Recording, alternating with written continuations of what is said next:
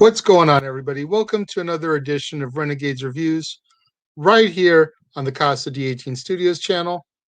I'm the Renegade JJ Williams, and today I'm going to be talking about from 2002, Brown Sugar, starring Taye Diggs, Sanaa Lathan, Mos Def, Nicole Ari Parker, Boris Kojo, and Queen Latifah, and featuring cameos from hip-hop personalities and legends Dougie Fresh, Slick Rick, Dana Dane, Big Daddy Kane, Common, De La Soul, Method Man, Jermaine Dupri, and Angie Martinez.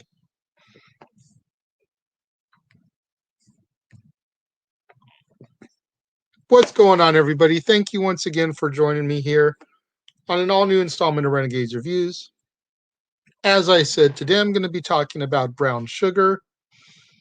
And I remember going and seeing this film in the theaters when it first came out in 2002. At the time, I was working for Cal Bowl, a local bowling alley to where I used to live in Long Beach. And Cal Bowl was owned by Pacific Theaters. And all Pacific Theaters employees got a little card they could go see free movies whenever they wanted. So, being a movie guy like I am, and having this power to go see free movies, naturally I took it up, and as often as I could, I went and saw a movie. I remember doing that. I saw this film. I saw 8 Mile. I saw Ghost Ship and The Ring, all during that time while I worked for Cal Bowl. It was a very, very cool perk to have. But anyway, this 2002 film, at its core, is a story about love and hip-hop, and how two souls find love through their love of hip-hop. Dre and Sydney, two young kids about 10 to 11 years old. And they meet one day at a park experiencing hip-hop for the first time. They see some guys rapping on the street corner. Now, these aren't any guys, okay? We're talking Dougie Fresh, Slick Rick, Dana Dane. 3 classic hip-hop MCs. These days, when the word classic hip-hop gets used, it's talking about stuff from the 90s, maybe even the early 2000s, pre-Kanye hip-hop. But man, we're talking like real classic hip-hop, the era of Run-DMC, the era of Houdini and the Fat Boys and Dougie Fresh and Slick Rick and Dana Dane and Big Daddy Kane and a very, very young LL Cool J, Grandmaster Flash, Cold Crush Brothers. This is the era of hip-hop we're talking about. And they see these guys rapping on the corner, and they just immediately fall in love with the art form of hip-hop. And honestly, if you're experiencing those guys in their prime, how could you not fall in love with hip-hop, really? And they first meet here, Sid and Dre. Dre's kind of got him a spot, scoping it out, and Sydney's trying to see. So he helps Sydney get to where he is so that she can see too. And they develop a friendship and a bond because of this thing they're discovering together. 15 years later, the two are still the best of friends, and now they're involved in the industry. Dre's an A&R rep for the fictitious Millennium Records. So he's in charge of promoting talent for record company. In the movie, a major record company.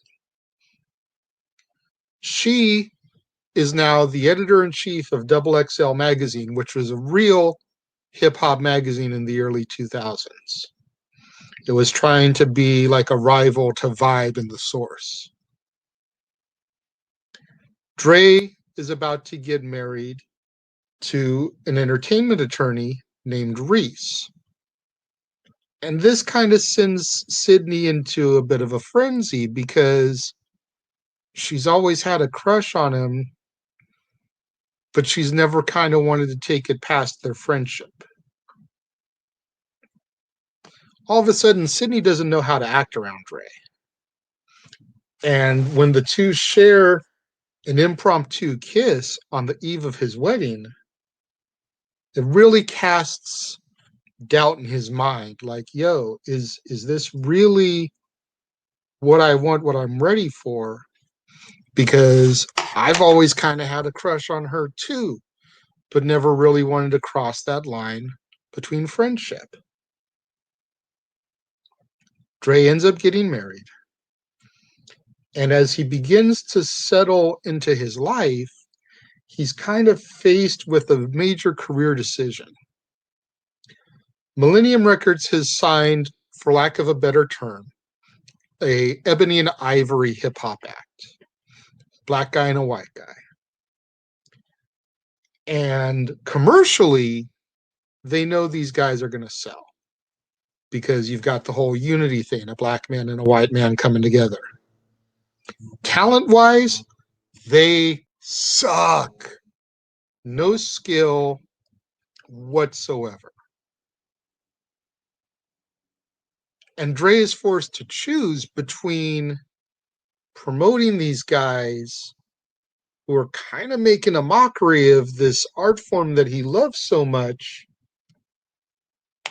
and his love for the real hip-hop that he grew up on. The stuff that, like I talked about in the beginning, he fell in love with. So he's kind of not sure what he should do here. And he ends up making the decision to quit his job with Millennium Records. And he's going to start his own record company. Now, when Reese gets wind of this, she doesn't really understand. You know, he had a good job with a prominent record label, and you want to throw that away to start from the ground up and try to build your own thing. She doesn't understand the commercial versus the real, the underground.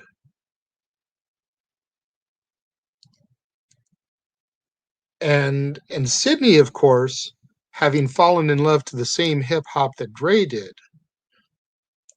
totally supports him. Even gives him a check to try to help get the ball rolling for him. Yeah, at first he didn't want to take it, but after some convincing, after Sydney basically telling him, look, you would do the same thing for me. All right, you know what? Cool. So she makes an investment, some seed money into the label. They end up kind of becoming partners.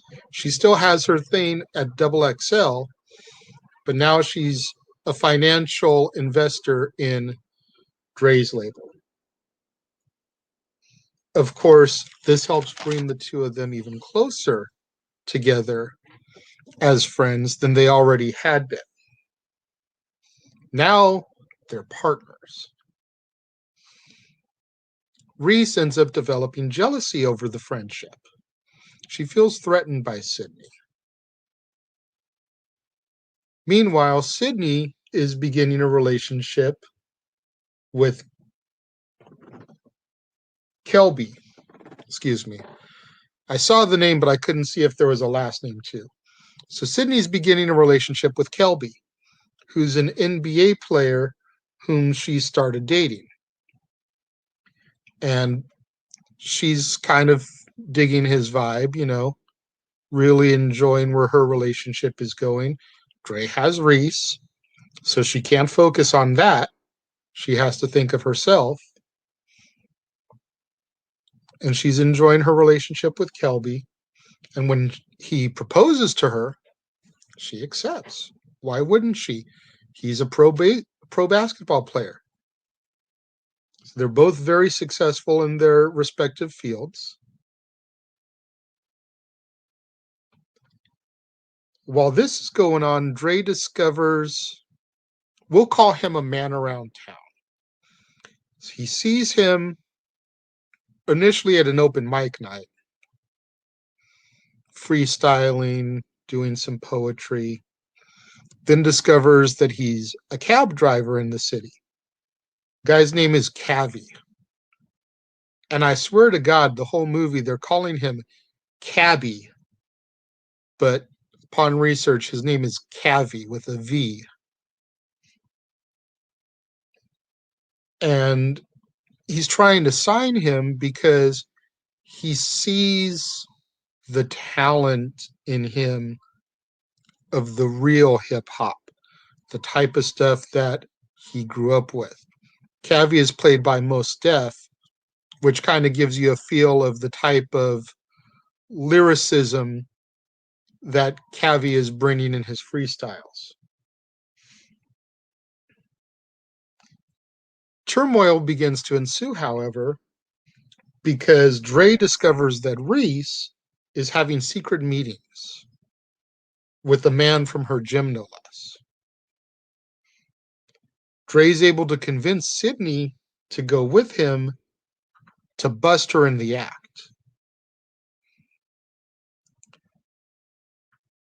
The moment and the emotion ends up leading to a night of passion. It's what we'll call it without being too derogatory, but it leads to a night of passion with Dre and Sid finally.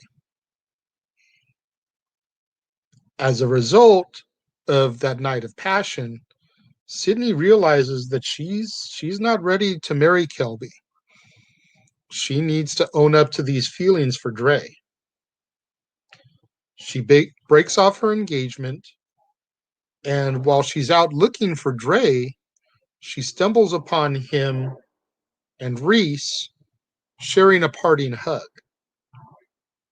And as a woman, she perceives the hug to be more than what it really is. So she kind of leaves, and that's almost where we end the movie. But there is, of course, there's got to be that upswing for the two friends. One day, Sydney is at Hot 97 in New York, a legitimate radio station. And Angie Martinez, who's a well-known radio personality at Hot 97, she's also done some MC work. She's probably best known as a rapper for her voice on the Not Tonight remix with Lil' Kim, Da Brat, Missy Elliott, and Lisa Left Eye Lopez. Angie was the one who kicked the song off. But Angie is interviewing Sydney about the book that she's been writing about hip hop. And although it is a book on her love affair with hip hop, it also ends up being a chronicled timeline of her love affair with Dre. Because who has been there with her through the entire love of hip hop? Dre. Dre hears the interview over the radio. He's with Cavi. And he realizes what's going on. So him and Cavi rush over to the radio station so that he can confront his feelings for Sid. And as they profess their love for each other,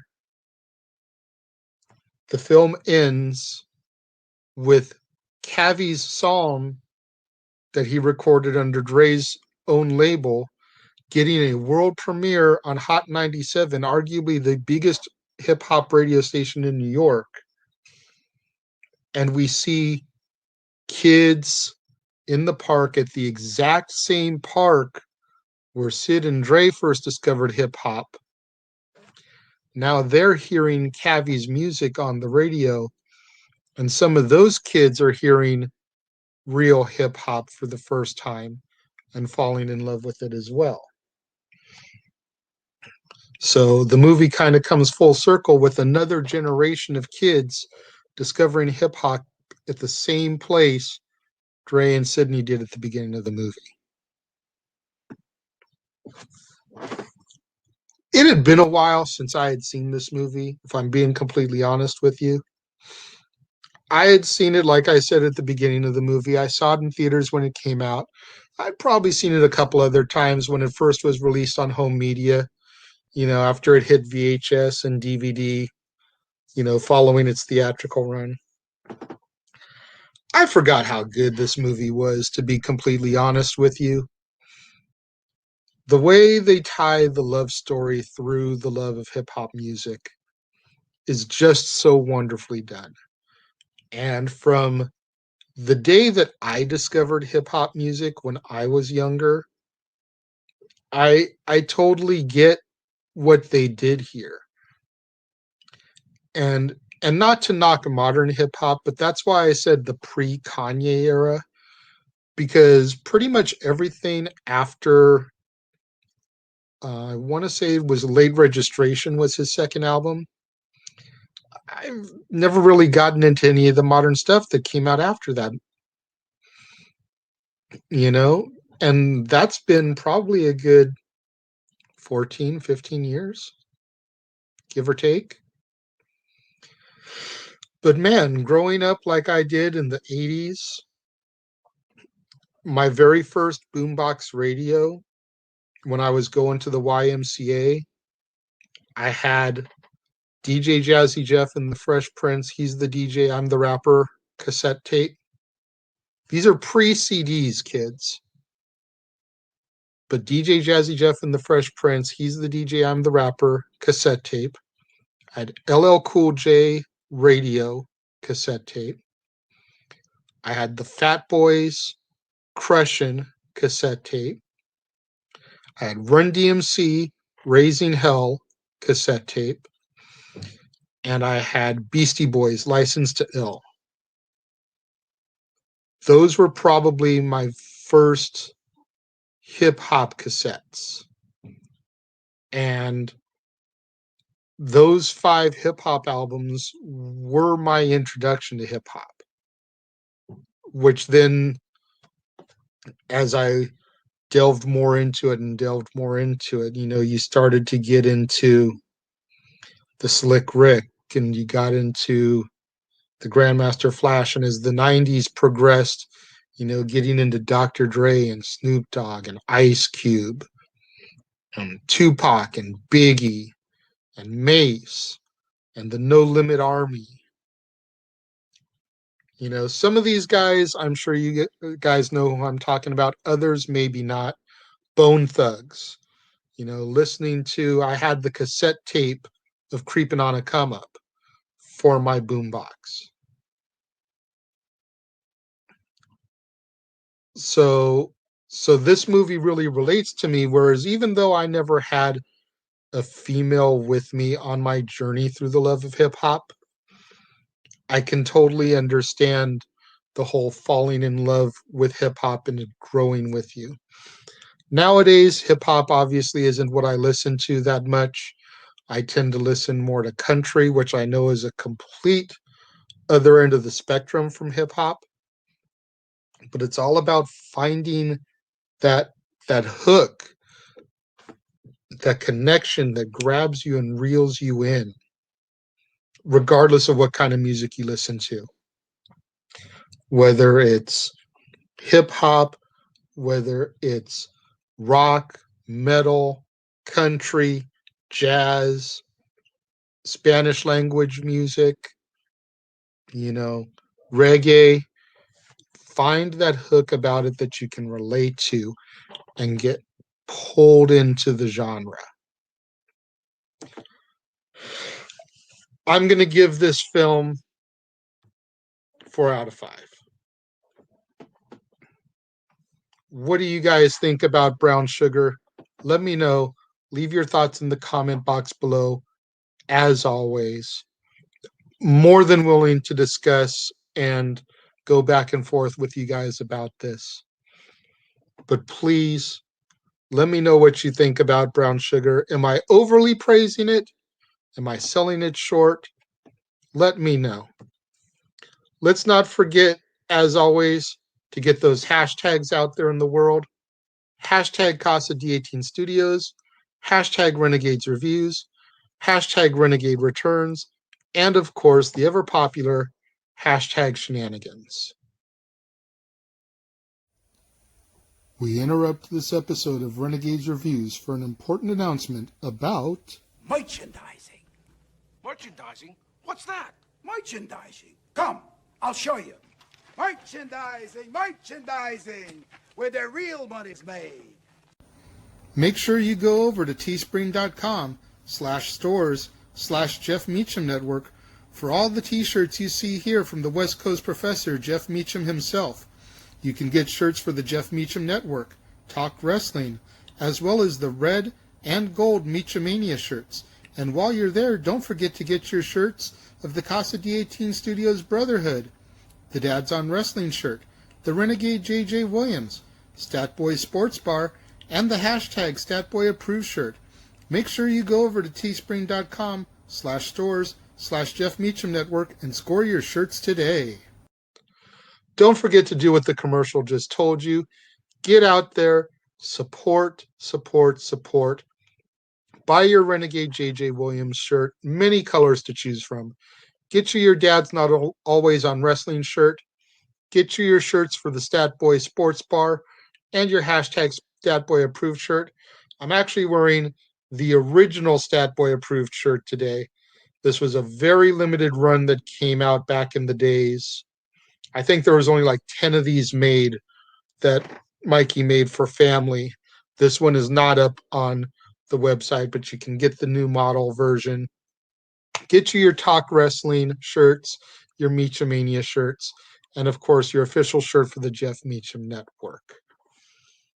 Don't forget to tune in tomorrow, right here on an all-new edition of Renegades Reviews, right here on the Casa D18 Studios channel, when I'll be talking about the Lindsay Lohan film Just My Luck, which also stars Chris Pine in a very early film role of his, and the British pop group McFly. Thank you for joining me here on Renegades Reviews. As always, I look forward to seeing you tomorrow for Just My Luck. And until then, I will see you guys next time, right here on Renegades Reviews.